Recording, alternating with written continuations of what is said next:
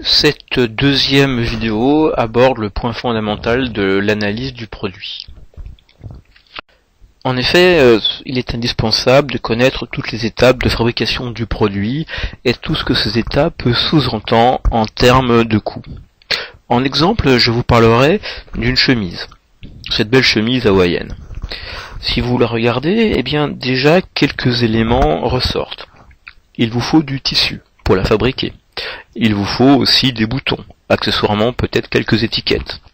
Et puis très certainement, plusieurs opérations de transformation successives vont être nécessaires. Une opération tout d'abord de coupe du tissu, puis une deuxième opération qui constituera à monter, à coudre ensemble ces différentes parties de la chemise. Et puis une dernière étape sera l'étape de finition. On rajoute les boutons, les étiquettes, les dernières coutures de décoration.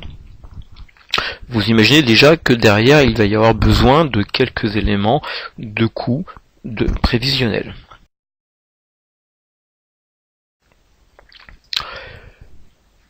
Chacun des éléments que je viens de citer donnera lieu ainsi à un calcul de coût standard. Par exemple, nous aurons le calcul du coût standard pour le tissu utilisé.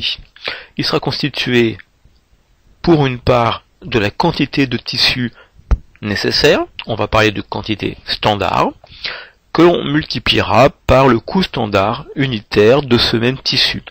C'est en fait le coût au mètre carré.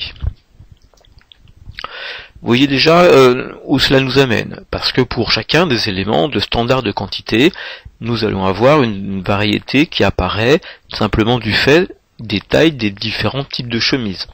On aura une chemise de taille small, une taille médium, large, XL, XXL. Peut-être que l'on aura même des chemises hommes et des chemises femmes, des chemises à manches courtes, des chemises à manches longues. Donc, vous voyez déjà ici beaucoup de modèles différents, a priori pour un même type de chemise. Enfin, de l'autre côté, au niveau du coût standard unitaire, la même diversité peut apparaître, puisque je peux avoir pour un même modèle de chemise, par exemple, plusieurs qualités de tissu, plusieurs qualités de boutons. Bref, des combinaisons qui sont en nombre importante. Vous pouvez voir ainsi que je peux démultiplier sur la base du même modèle, en utilisant des tissus différents, mes chemises.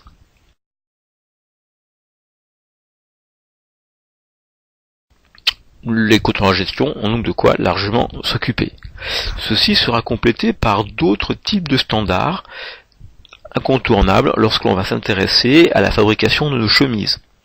En tête, directement, nous avons par exemple le problème des déchets. En coupant notre tissu, il y a forcément une partie de celui-ci qui est perdue. On dira alors que l'on a un taux de déchets. 5, 10, 15% du tissu ne sera pas utilisable. On aura aussi des loupés, c'est-à-dire des chemises qui sont invendables car il y a des malfaçons. Là aussi, des pourcentages de rebut sont envisageables. On a également des taux horaires par exemple. Combien de chemises peuvent être fabriquées à l'heure? Combien de mètres de tissu peuvent être découpés? Combien de temps faut-il pour coudre des boutons? À ceci se rajoutera des temps improductifs. Réglage des machines, entretien de ces mêmes machines, des temps de panne, mais peut-être aussi simplement le fait que, changeant le tissu, changeant la couleur de fil, il faut à un moment ou à un autre stopper la machine, donc avoir des temps improductifs. Là également, nous en reparlerons. Quoi qu'il en soit,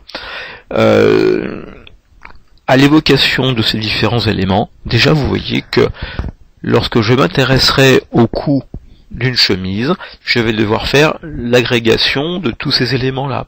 Le coût prévisionnel du tissu utilisé, le coût prévisionnel des boutons, combien de boutons d'ailleurs, des coûts prévisionnels en termes de temps de coupe, de temps de montage, de temps de finition, des temps de pause, d'entretien, etc. À m'écouter, déjà, certaines idées vous viennent en tête. Nous avions vu au semestre 3, vous l'avez revu au semestre 5, que l'on fait une rapide distinction entre d'un côté des charges directes, celles que l'on peut sans réflexion, sans calcul préalable, imputer au coût d'un produit, et les charges dites indirectes qui, elles, au contraire, sont difficilement imputables sans un minimum de réflexion. Autant d'éléments que l'on va devoir voir dans quelques instants.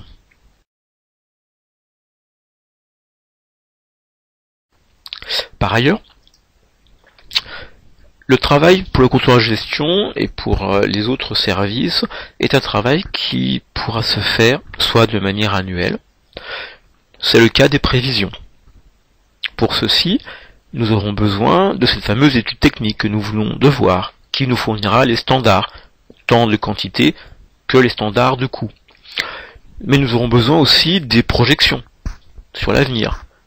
Quelle quantité de chemises voulons-nous produire? Quelle est d'ailleurs la demande du marché? Demande croissante, demande en diminution? Et nous devrons tenir compte aussi de toutes les études statistiques que nous avons pu faire remonter des années antérieures.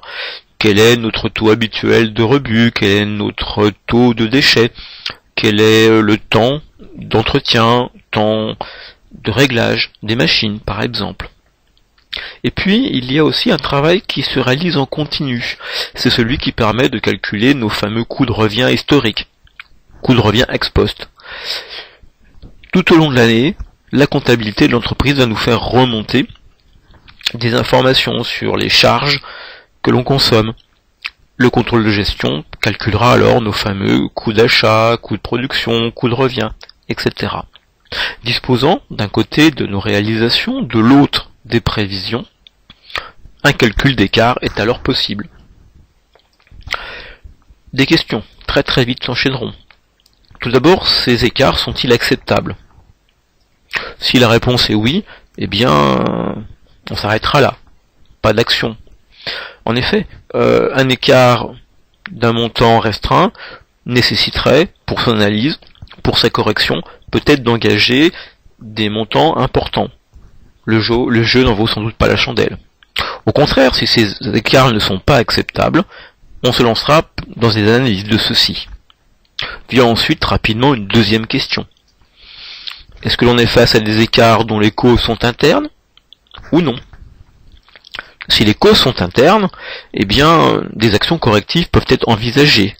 En effet, peut-être qu'on a une explication dans l'augmentation des rebuts, dans l'augmentation des pannes, dans l'augmentation de la consommation de matière, du taux de déchets, du taux horaire des salariés. Bref, des explications sont à chercher, des remèdes peut-être à appliquer. Au contraire, si la cause n'est pas interne, peut-être faut-il remettre en cause, les prévisions de l'entreprise. La demande n'a peut-être pas évolué de la manière que vous souhaitez, imaginez. Des modifications ont lieu sur le produit.